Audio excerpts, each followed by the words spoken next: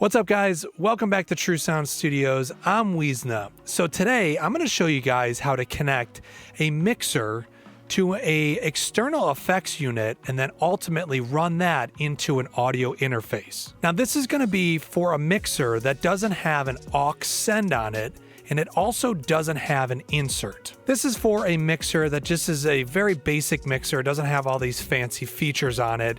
And really, we're just gonna run the main output of the mixer into the effects unit so that you can get some reverb on your vocals or your guitar or whatever else you wanna put effects on. Okay, so let's get into this, but first, let me show you the 3 pieces of gear that I'll be using in this video.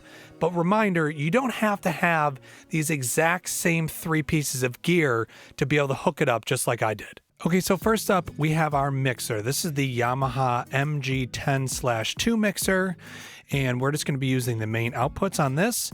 Here is our multi-effects unit. This is an MPX 100 from Lexicon. This is a multi-effects unit, so you just can get different types of effects out of it. Finally, we have our interface. Now, this is an older Line 6 UX1, but most importantly, it has these at the top. These are line inputs, so this is not a microphone or instrument input, it's a line input. Sometimes these settings can be changed, though, inside of your software for your interface. Okay, so time to hook this up. So here I'm pointing to the stereo output labeled with 2 jacks left and right, and this is on our mixer.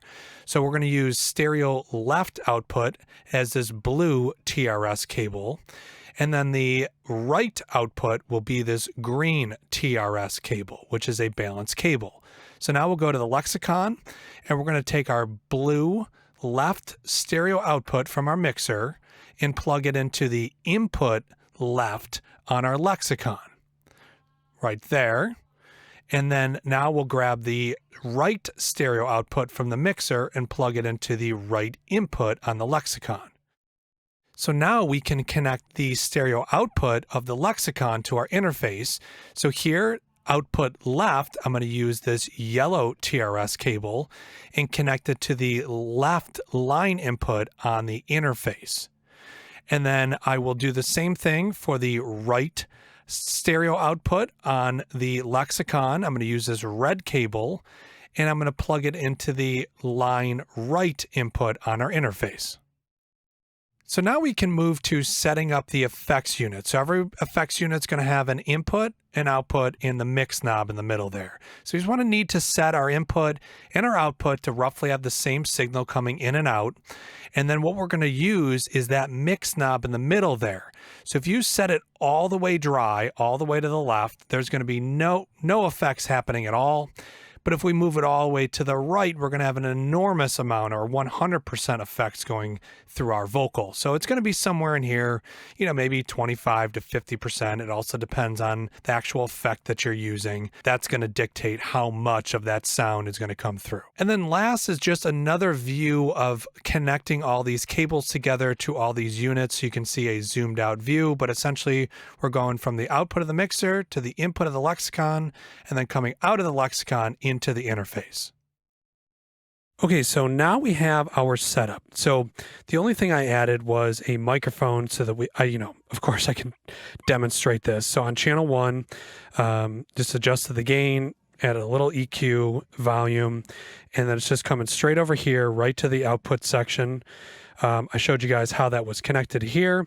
This output runs to the input of the effects unit. Then the outputs of the effects unit, both left and right, go to our interface. And so really, there are only things that we can really adjust here is, some EQ, of course, the amount of volume that comes out of here and comes into our effects unit. So we want to make sure our input isn't clipping. So it's the overall output of the mixer coming into here. So if you had 4 vocalists, you'd want to adjust this input so that it's not clipping like that. Because sometimes the clipping is kind of nasty. So, just talk loud, hey, hey, hey, and just get it to the point where it's not clipping. So that should be pretty good right there. We'll just back it off a little bit. And then also the output, that is the output that's now going to the interface. So we want to make sure we're, not clipping that on the way in. But You know, if you look in your DAW, and if it's not clipping, it's not going above 0, or it's not too close, but you can adjust this. And then here, really, this is our only knob that we get to truly play around with. So as we add from the dry and add more and more of this mix, now we're getting more and more of the effect till we get to totally wet. This is totally dry, totally wet. So, you know, somewhere in between, maybe here, which is a decent amount of reverb for a vocal, to up to here, maybe if you're doing some big ballad, it's probably all the reverb you'll need. Of course, that depends on the actual effect unit and what you're going for. You know, here's about 25%, and that's still pretty good. It adds a little ambience to the vocal, but obviously that is totally up to you. Now, one thing I do want to mention is if you're going to be recording this vocal with this reverb on here, this is going to be now part of your actual vocal sound. So keep that in mind. You can always add more reverb, you know, in the mixing process, but you can't necessarily take it away. Now, of course, there are a few plugins that will actually reduce reverb in a vocal, but it's best to, you know, record with a few different options, play it back in the track, and then that should be your vocal level. Now, for the other setup where you would want to plug this, instead of plugging it into an interface, you could unplug the outputs of the effects unit from your interface and replace that with a PA system. Now, obviously, I can't fit a PA system on this little table, so it's just going to be represented by this speaker.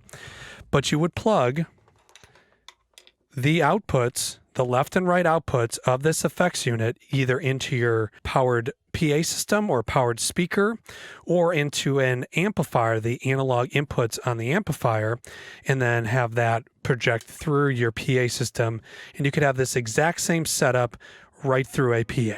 So now that you guys have seen this video, there are other ways to hook an external effects unit up to a mixer. So if your mixer does have an aux send on it, check out this video. This is one I just recently released, and this shows how to hook it up through the aux send so that you have some more flexibility when it comes to mixing in this effect sound to, let's say, your vocal. And then finally, I'm going to make another video where I show you guys how to hook the effects unit up through the send and return or the insert. With that being said, I have a ton of other videos where I show you guys how to connect compressors to mixers, to interfaces.